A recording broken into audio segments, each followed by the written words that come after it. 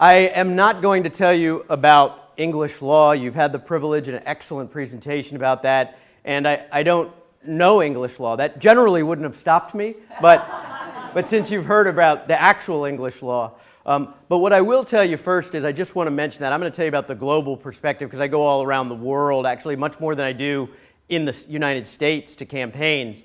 But I first do want to comment. It was an excellent presentation on the law without getting too boring and technical and legal. And really that advice applies all around the world, doesn't it? When I teach to law enforcement officers or even teachers in schools, I tell them if you don't take anything else away from this presentation, take this away.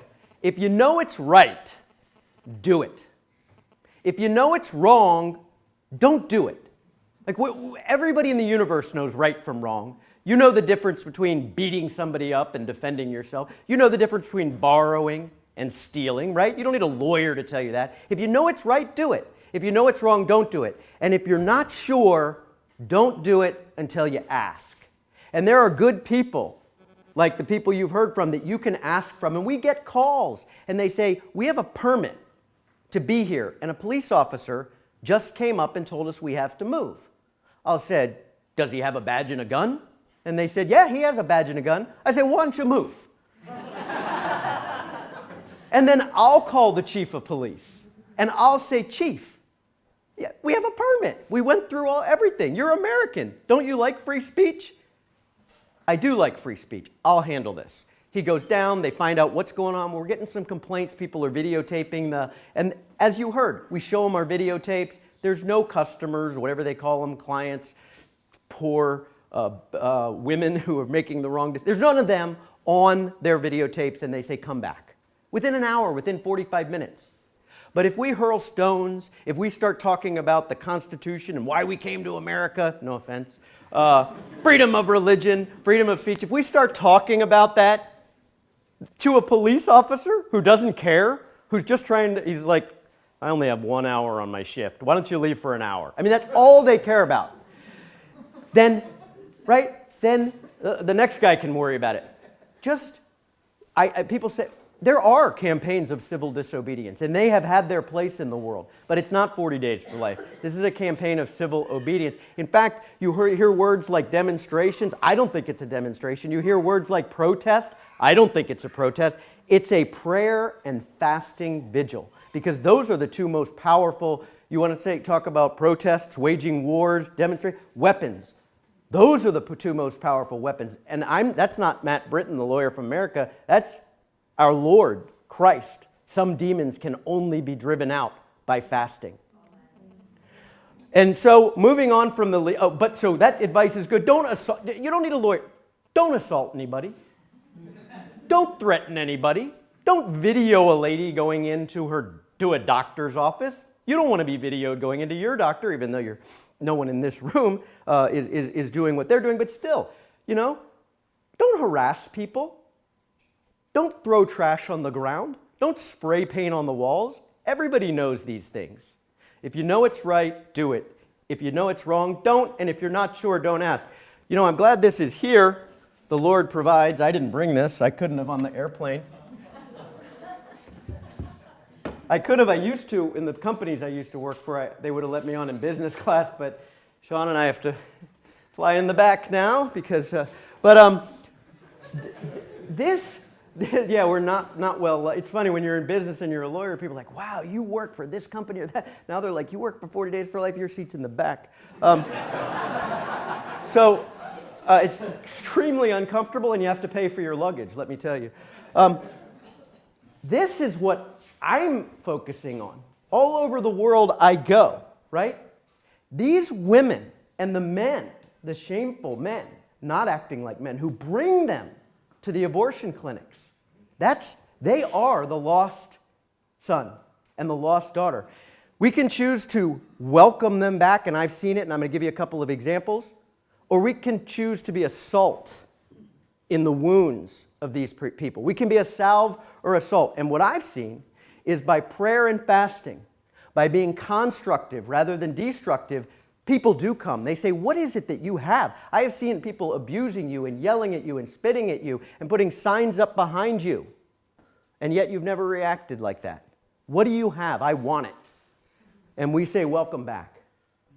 So there is a place for other types of things. But a 40 Days for Life campaign generally is not that. It's a campaign of peaceful prayer and fasting. And there's a covenant of peace, right? And not only you sign it, but you sign it and you sign it. So you know the person next to you has that same covenant of peace, right? So when I go around to different places, there are a lot of, I was going to try and figure out, like, say hello, welcome in every language, but I couldn't do it. I was like looking on, I was looking on Google Translate, like Latvian, and I gave up. So bienvenidos. That's the only one I could remember. But welcome, but there are a lot of other countries too. And welcome to them. Welcome to Bogota, where my daughter and I went, and there was no campaign. One woman, 29 years old, Pamela, started that. Hundreds of people, 24 hours a day, 7 days a week. And you think it's bad here? It is. But there they have 80 abortion clinics. Robert tells me 60 abortion providers in a 10-block area. In the middle of it all is Santana Cathedral, a Roman Catholic church. And around there, everywhere you look, there are little girls coming out after having been had an abortion, crying with their mother or their husband or their boyfriend helping them into a cab. Everywhere. Everywhere. And the abortion provider there, I don't know, I'm sure some of you speak Spanish, is Pro Familia. So, evil abounds. And now how many? 12? 10 campaigns. Yeah. 10 campaigns. Pamela emailed me, and the people from Croatia will remember this. You are changing our country. Do you remember on the David B. Wright video? One of you may have been. Somebody came up and said, Mr. B. Wright or 40 Days for Life or whoever it was said to, I can't remember exactly. I watched a lot of videos. You are changing our country. And that's what's happening because people hate abortion, right? It is against our heart. And they know that. We went down to Brazil. Oh, by the way, abortion is a crime in these countries. It's a crime. It's against the law. Yet in Brazil, a country with 100 million less people than the United States, they have 200,000 more abortions a year than we do, 1.4 million. And it's a crime. There's no regulation. You just check a box. They say, which would you like us to check? Your health, your baby has no brain, or your baby has a dread disease. No doctor, no, just check a box. Well, because they can't always get to a hospital, like in Bogota, where I was, where there were 80 abortion clinics, that's not so in Brazil.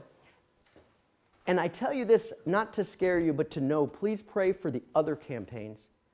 Evil abounds, and fast. Don't just pray, fast. They have to go and find an abortionist that is not a doctor, not a midwife, not a nurse, but a witch doctor. And the way they do it is they look for a particular plant, and they see the plant in front of this hut, and they go in there, and if the baby is 5 months or older, the witch doctor tries to have a C-section to abort the baby alive to do a human sacrifice. And they cut the baby up and put it in a glass jar and bury it next to that plant. So yes, you are dealing with horrors and millions of lost English souls and Scottish souls and Latvian souls and Croatians and Russians and Americans all over the world. You know, Mother Teresa has told Hillary Clinton, do you know why you've never had a female president in the United States?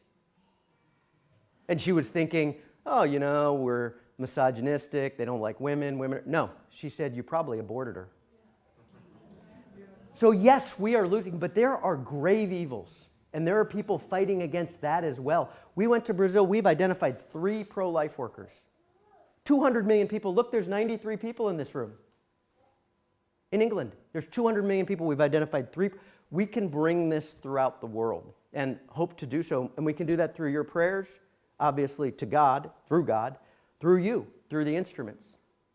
So thank you. Thank you for having me. I know it's not an honor to be the speaker after lunch when everybody's tired and the room is very hot. And I told Robert, I was like, You put on the American Lawyer when everybody just had a big lunch and they don't even want to stay? And he said, yes, I did. So thank you so much, but we are here to support you from across the pond, and I know it's hard to be out in public. I know it's hard to pray out in public, but if you pray and fast, God will take care of us all, and hopefully take care of those little babies. Thank you.